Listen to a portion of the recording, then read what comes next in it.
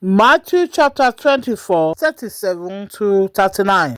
As it was in the days of Noah, so it will be at the coming of the Son of Man. For in the days before the flood, people were eating and drinking, marrying and giving in marriage, up to the day Noah entered the ark. And they knew nothing about what would happen until the flood came and took them all away.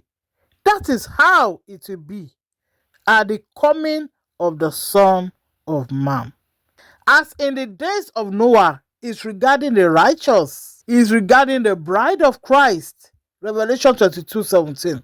Now, as in the days of Noah is about to repeat, the Son of Man is the Holy Spirit of John Beloved.